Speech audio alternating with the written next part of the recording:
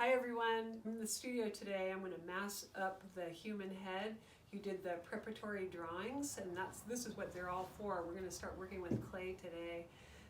Here you can see I have an armature. It's a simple pipe armature. It's got a little flange, the pipe's screwed into it. I'm going to use this to hold my clay. It's not absolutely necessary, but it makes it a lot easier. Okay, so the first thing I'm going to do is I'm going to put this big hunk of clay over, and later on we'll be using this to sculpt in the shoulders. The next thing I'm going to do is I'm going to take my 25 pounds of clay, and I'm going to take about 3/4 of the bag, and I'm going to make it into the shape to start the head. Big chunk of clay here. I can pat this into shape. I like to use the palm of my hand and turn it and form it into the shape of an avocado or an egg. It's going to take me a little while. I've already prepared one, which is right here. And so this is my first step. So I want a shape that's something like this. I would compare it to a very large egg. The second thing I'm going to do is I'm going to take a chunk of clay from the remainder of my clay,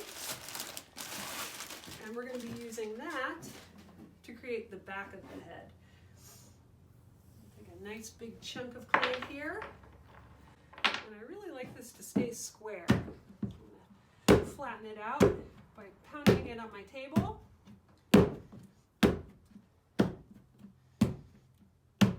So it's roughly sort of like a brick. The next part is going to be the neck. I'm going to take this neck section and I'm going to roll this into a cylindrical form. And this will serve as the neck. So I'm going to start with these basic forms. The first thing I'll do is I'll slide the neck onto the armature. Now later on we're going to look at the neck. It's not just straight up and down on the shoulders. It actually goes forward a little bit. But for the time being, we're going to keep it pretty centralized onto the big block. The next thing I'm going to do is I'll just take a little bit of cutaway here. And that will let me make my egg shape and sit it onto the neck. Finished. Just kidding. We have a long way to go. Okay, so I'm going to carefully join these parts. The first thing you might notice is the thickness of the neck. I've got a pretty big chunk of clay here, and I want you to notice that the neck is really just about the same width as the head. A lot of little kids will draw drawings and they'll make the head like a stem of a daisy, and that's inaccurate. We need a nice sturdy foundation to hold up the head, which is going to be the neck. So what I'm going to do is I'm going to join it by pushing the clay upward and joining the clay all together.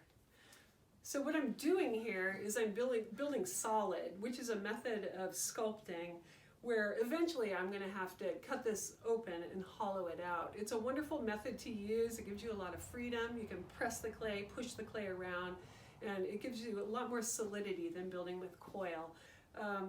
Another thing I'd like to mention is you notice I'm not slipping and scoring, which is something that we're all taught to do in ceramics class. The reason I'm not slipping and scoring is because my clay is quite wet. I'm really going to be moving it and joining it with a lot of force. And later on I'm going to be slicing this and hollowing it, which is going to give me another chance to make sure that all of my joints are really strong. You can always take the opportunity to score if you want to. It's insurance, so go ahead and do it. But for this demo, I'm just going to use the force of my hands to join the clay. I have this block left over, and you might wonder what this is for. This is going to be the back of the head. And so I'm going to take this block and I'm going to set it quite high up here. It looks a little odd now, Let me join it up. And this is going to give you the mass for the back of the head. And so first of all, I've got this, the forms, and now I'm ready to start smoothing and shaping them. I want you to refer to those skull drawings that we talked about last time, and really pay particular attention to the top of the head, the form of it. You can see I'm kind of patting this into place. I'm joining the clay. So even if you can sculpt a beautiful nose or a beautiful mouth, and if you put it on a form that's not, it doesn't have accurate proportions, it's going to look strange. So really pay attention to your primary forms first. Start thinking like a sculptor. The top of the head is as important as the front of the head. The back of the head is as important as the front of the head. And so you can see I'm running my rib across the top, creating that beautiful curve. I'm going to do the same with the front and the back, and it's going to take me a little while to get this into the shape that I'm looking for. So I can see what I have here is the back of my skull is a little bit too long, and I can also see that I'm really missing a chin. And so I always take a ball of clay and I'll add it here. I'm looking at the side view to build up the chin. I'm going to make some marks with my thumb to sort of show you where the jawline is going to be. You see that there? I think it's important to have reference photos, especially in the beginning, so that you can look at them as you're sculpting. And the next step I'm going to do is I'm going to put a line right down the center of the face. With my rib, I could use a pencil, any kind of tool, you can see there. And that's going to sort of help me ascertain if the sides are equal. You can see the back is a little bit higher than the chin. I want to make sure that the back of the skull is a little bit wider in the back, a little bit narrower in the front. And you'll notice when I'm sculpting, I'm looking from the side view. I'm not looking at the front. I want to make sure I pay particular attention to the profile.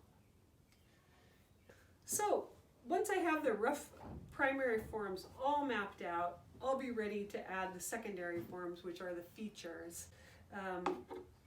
I'm pretty happy with this. I'm going to go a little bit further with getting the piece exactly how I want it. And in our next video, we're going to take a real close look at where the eyes lay, the ears, the mouth, and the nose.